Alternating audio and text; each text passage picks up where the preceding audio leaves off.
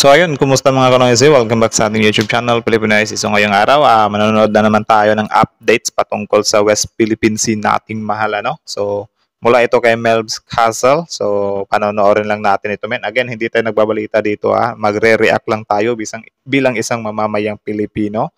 So yun, meron itong pamagat na Commanding General kami pubombahin ng water cannon ng China. PCG Bifar lang kaya ng China pulihin. So, yun, bago natin simulan, Melbs Castle, support nyo.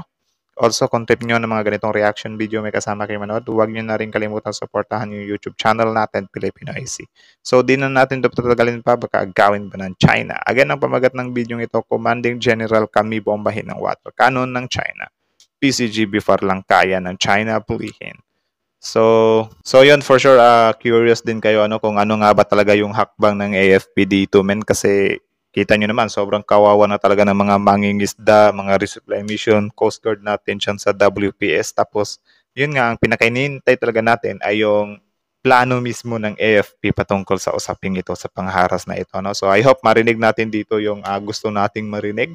So again, Melbs Castle, ito ay hindi pagbabalita, ito ay pawang reaction lamang. Kung meron kayong opinion or gusto nyo ring anuhin tong video ito, comment down below or correct nyo, I mean. So yun, malaya naman tayong lahat dito, di ba? So again, di na natin ito patatagalin pa. Like, comment, share, subscribe.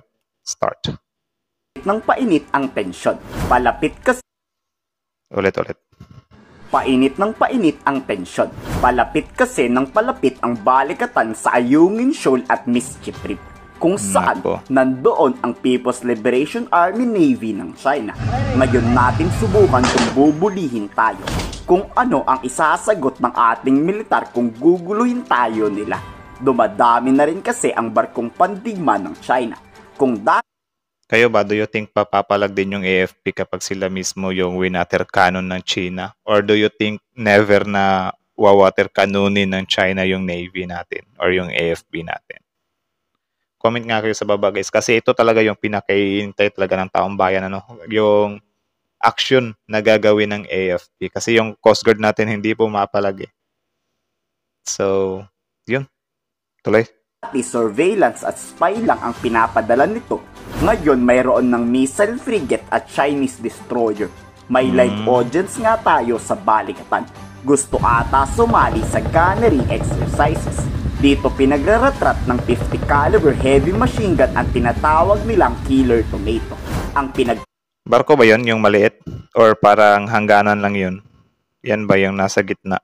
Kala ko barko. Tataka ko lang, bakit yan pang Killer Tomato ang tinarget nila? Dapat iginanti nila ang barko nating water cannon sa Scarborough Shoal. Bakit yung Killer Tomato?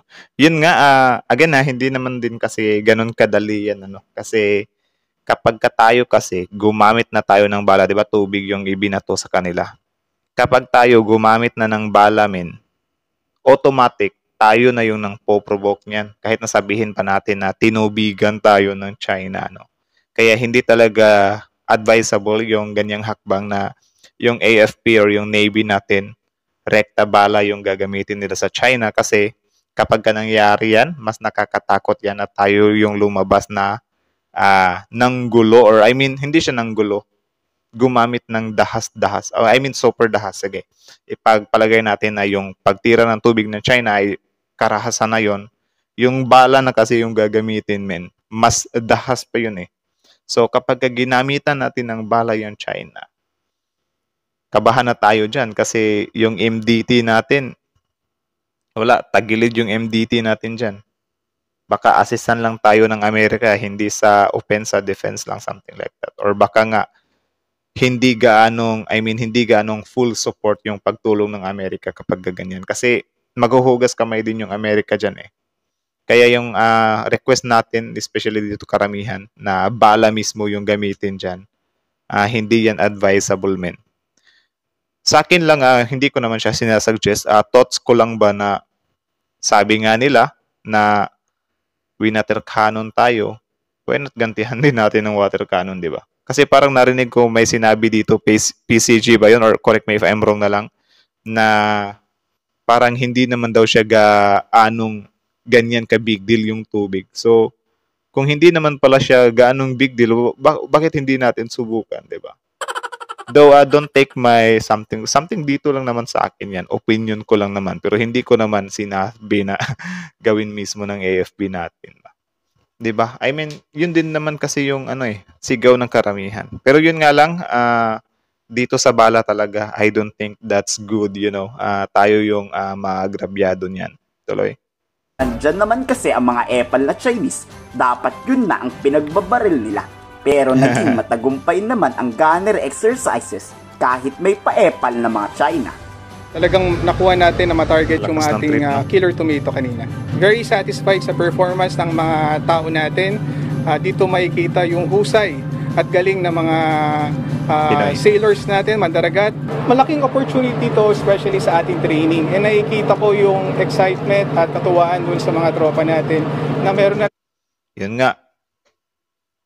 Nakikita na nila sir yung excitement pero yun nga yung mga taong bayan natin dito sobrang nahahat na. Though parang din kasi yan men, yung tumutulig sa ngayon sa PCG at AFP, parang may isang vlogger na kinocall niya yan as mga pro-China yung mga parang nagagalit na ngayon sa ating PCG at AFP kasi nga doon sa ginawang pangwawater cannon ng China ay para tila wala pa rin tayong response. Ito daw yung dahilan kung bakit lalong lumalakas yung loob ng China. Though ako hindi ko naman alam talaga kung ano talaga yung dapat gawin dyan kasi yun nga sila lang din naman talaga yung nakakaalam. Pero yun nga yung sa atin, yung mga opinion natin na dahil siguro nadala tayo ng bugso ng mga damdamin natin, nakakapanggigil din naman talaga. Pero for me, hindi ko din talaga siya ipagpipilitan yung opinion ko or whatsoever. Kayo ba guys, do you think ba deserve or okay lang na gantihan din natin ang China ng water cannon? Same sa kung ano yung ginawa nila sa atin. Comment nga kayo sa baba guys. Tapos, comment din kayo ng any suggestion kung paano hindi din ang gulo din talaga kasi men. Kasi parang may nakita din talaga kasi ako dito na nag-comment si na yung ginawa daw ng China ay hindi gaanong harm or kasi 'di ba ang makakapag-activate ng MDT ay yung merong madedo na personnel natin. So parang hindi siya pasok doon. So parang hindi siya gaanong marahas, hindi siya gaanong punishable, something like that. Pero hindi yun yung exact word Parang something like that lang. Tuloy mo na, tuloy. Naman tayong matututunan na bago coming from our allies and partners, especially during these exercises. Kumpleto na ang 5 barkong pandigma ng US, Pilipinas at France na pupunta sa Ayungin Shoal. Tignan natin ngayon kung iwa-water cannon to ng China Coast Guard, katulad ng ginawa sa Scarborough Shoal ngayon lang araw. Pero papaano kaya isasabak ng China yung mga bulok nilang barko? Ang kaya lang naman nilang bulihin, di ba? Yung mga hindi armadong Philippine Coast Guard at BIFAR. Mag-iisang linggo na rin kasi pero walang pambubuli sa ating Navy warship. Wala ring radio challenge at ito din yung isa sa kinagalit ng mga kababayan natin kasi nasan daw yung balikatan. Bakit guys, hiwalay ba sila ng place ng pinangyarihan? wala ring dangerous maneuver. Antayin na lang natin talaga kung magwa-water cannon tong mga ito. Wala naman sila sinasabi. Ang focus natin ngayon is about the conduct ng multilateral maritime exercise and yung mga different series for today. Never naman tayo na-intimidate as long as we have conducted yung ating exercise na safe. Yun nga, katulad ng sinasabi ko, as long as we are safe, we were able to perform it together with our counterparts or partners during the multinational maritime exercise. Dumating na sa Pilipinas ang For sure, marami na naman magagalit na kapwa Pilipino dito, men. panibagong mobile radar system ng Philippine Air Force. Panibagong mata ng ating bansa sa lahat ng illegal na pumapasok sa ating himpapawid at airspace. Dito inaasahang mas mabilis makakaresponde ang Philippine Air Force at US Air Force kung sakali ngang may magtangkang sumalakay sa ating bansa. Sa our scope of domain awareness, particularly in the aerial domain. No. It adds eyes. Kumbaga nadadagdagan tayo naman to prepare also the sites, we have to prepare the infrastructure. The delivery of radar systems is not that easy. We have to prepare the infrastructure for it, uninterrupted power supply. Nagpalabas na ba ng opinion ngayon itong si Sir patungkol dun sa water cannoning, men? Comment nga kayo sa baba kung ano yung response nila. The cooling, it's a lot of work. Inaasahang ide-deploy to sa West Philippine Sea. Alam nyo na baka anumang oras ay umatake na ang mga Chinese. Mas mabilis natin itong malalaman. Advantage of having this mobile radar system is its flexibility. We can deploy it in different areas of the country, even in remote areas and strategic areas where it can best respond to the security requirements of our country. It's possible that we can also deploy it in areas of the West Philippine Sea, given that we have a platform that can accommodate its size and its weight. Ito din kasing China, men, parang dinidiskartihan din talaga nila tayo eh. Parang ano men, parang iniiwasan ng China yung MDT na ma-activate pero at the same time, mapiko nila tayo or mabuli nila tayo ba? Kita nyo yun? Kasi, yun nga, sad part, water cannoning, no response. Ilang beses na tayong winater cannon, men. No response, usap lang or whatsoever, di ba? So, parang nakikita ng China na, okay, let's do that all over again since alam naman na natin yung MDT nila ay nag-activate lang if merong madedo. So, maybe ang iniisip ng China, okay, water cannonin nyo yan, but make sure na walang madidedo dyan na parang ano lang, anuhin nyo lang siguro yung mga barko nila, something like that siguro yung pinag-iisip ng China. No? Talagang matatapang ang China. Bakit hindi nila ngayon guluhin ang balikatan? Hindi yung puro pambubuli lang siya sa Philippine Coast Guard at BIPAR. Kaso wala eh. Kaya lang nilang bulihin yung mga hindi armadong barko. Kayo, sa tingin nyo, manggugulo pa kaya itong mga Chinese na to sa ating bansa? I-komento sa baba.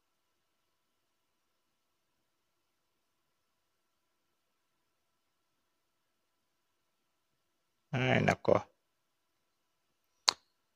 So ayun, from our malakasang si Mr. Melbs Castle. So yung thumbnail niya parang hindi pala yung nagmatch kasi parang sinabi niya doon na igaganti yung Coast Guard natin at yung BIFAR, but wala namang sinabi si Sir doon. More on nakafocus lang siya sa sa balikatan exercise. So yun, kayo na lang yung tumansya doon sa thumbnail niya. But sa title, nakalimutan ko yung title niya. But about din naman. Siguro pinakita niya lang dito kung ano nga ba yung something take ng AFP or ng Navy dito. But kita nyo naman, I think no response pa din. For sure, maybe same lang din yung sasapitin nito na maabuso tayo ng China. Isa nga din ito sa pinaka-sad part, guys. Itong part na ito talaga.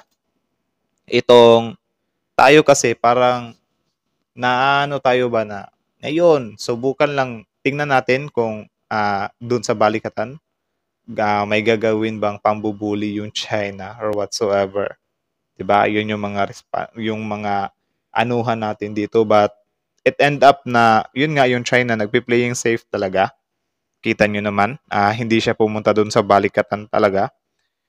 But I think then na mukhang malabo na i-water cannon ng China yung Navy natin or manggulo siya dun sa balikatan. Kaya ang ginagawa niya na lang, since alam niya naman na yung MDT nga ay if may madedo na mga personnel natin, ginagawa niya dun siya sa mga Coast Guard natin kasi syempre Coast Guard, maraming beses niya nang nagawa, maraming beses na nilang nagawa yan sa Coast Guard, diba? Yung winater cannon nila, tapos yung BFAR natin, yung mga resupply mission natin, yun yung binabanatan ng China. Which is, ito yung pinaka nakakalungkot sa side natin as a Pilipino. Kasi, hindi tayo, ewan ko kung ako lang ba yung nakaramdam ng ganito, na parang sometimes, inaano natin yung self natin ba na hindi nyo naman mabuli yung Navy namin or yung AFP namin, hindi nyo magawa yan or sa balikatan, hindi nyo magagawa yan. Sige, given na yan na hindi talaga magagawa. Pero I think dapat meron din tayong actions dun sa sa pagwa-water cannon nila sa diba? Coast Guard at saka sa BIFAR. Diba? Kasi kung yun, halimbawa ganyan, ini-explain nila na hindi naman yan gaanong aggressive or whatsoever, hindi siya gaanong threat, then why not we do it to them too? Kung hindi naman din ganun ka brutal talaga, di ba? Sige, given na rin na nagmumukhang masama yung China sa buong mundo. Pero men, sobrang hirap ng ganun men na parang meron tayong pinapain talaga ng mga Pinoy para lang ipakita sa buong mundo. 'Di ba? Or parang sinasadya din natin, or I don't know if sinasadya ba talaga, pero I think hindi naman, na intayin pa natin na may madedo. Kawawa naman yung isang tao men na madedo talaga para dyan lang, na pwede naman sanang maagapan pa. Pero bakit kailangan pa nating umabot sa meron talagang madedo? 'Di ba? Yun din yung for sure marami din talagang mga Kapilipinuhan na ganyan yung sigaw ng isip nila, no. Hindi naman sa pagiging na pro-China na yung mag-aano agad dyan na parang sisisihin natin yung AFP or hindi nila ina-actionan yung ginagawa ng China. Kasi men, sobrang nakakalungkot talagang tignan na ganun-ganun lang, wala tayong response. Kasi halimbawa ganyan, kung palalampasin natin to, maybe next week, next month, or pwede pa rin talaga siyang maulit, men. Yun nga hindi tayo pwedeng mag-settle lang na, kahit na winwater cannon kami, di pa rin kami nagpatinag, naghatid pa rin kami ng pagkain, nakapunta pa rin kami sa gusto naming puntahan. Sige, given na nakalusot kayo, pero yung pang-water cannon, wala na lang yun. Wala na lang yun, like, okay lang, di ba? Sobrang masakit din siyang isipin, men. Ako, I'm not against sa natin na halimbawa mga ganyan. Pero sobrang mali na din talaga yung ginagawa ng China, men. I think need talaga nilang action na hindi lang puro usap-usap lang, or yun nga, kahit na sabihin natin na usap lang, sana naman meron siyang progress ba na hindi na maulit, or yung kahit pagbantaan lang natin yung China, or maybe meron ang ginagawa yung gobyerno natin dyan, pero parang nakakalungkot lang kasi nauulit nauulit at nauulit siya. Bali, para na lang din sa mga Coast Guard natin or sa mga tao dun sa resupply mission. 'Di ba? Ewan ko kung ano talaga yung solusyon nila dyan, men. Well, kung hindi naman nila pwedeng, or kung hindi nila, para sa akin lang kung hindi nila kayang protektahan yung natin, or hindi nila kayang aksyonan yung Coast Guard or resupply mission, sana hindi na lang sila nagpadala ng mga dyan, men. Mga resupply mission dyan or mga Coast Guard. Sana hindi na lang natin pinapatawid dyan. Kung hindi lang din naman ma-actionan or hindi lang din naman sila mapoprotektahan, hindi man lang makuhanan sila ng katarungan, di ba? Kasi sinasabi ko sa inyo, kapag pinalampas to, or sige, sabihin na natin na inaksyonan pero mabagal, wala mauulit at mauulit pa rin . Nakakalungkot talaga, men. Ewan ko kung ano talaga yung gagawin or dapat gawin ng gobyerno dyan, Kasi every time talaga na nakikita ko na wina-water cannon yung Coast Guard, yung natin, parang grabe. Parang minamaliit talaga yung Pilipinas, men. Ewan ko lang talaga. Ewan ko kung ako lang ba yun. But nagbe-base lang din naman ako sa sigaw ng taong bayan. Minsan na din ako na kahit na actionan lang din ba? Action lang talaga. Or sana may maganda silang plano para dyan na matigil na nga yung mga kahibangan niya ng China. Di ba? Kasi kung hindi nila kayang pigilan, yun nga, bakit magpapatala pa sila dyan? Or tatawid pa sila dyan? Di ba? Kung talagang desidido sila na tumawid dyan, dapat marunong din silang manindigan. Di ba? Kung sasabihin nila na malit na bagay lang yung water cannon, edi, or walang nalabag yung water cannon ng China, edi, gantihan din natin. Nagiging brutal na. Minsan naiinis din talaga kasi ako . Kasi, yun nga. Huhulaan ko na lang. Mauulit at mauulit yan, men. Next day, next week, or next month. So, yan lang muna . Kayo na masasabi nyo dito. Comment down below. Tapos yun, pag-usapan natin yan sa comment section. So, again, Mel's Castle, Filipino is here. Like, comment, share, subscribe. Filipino is out.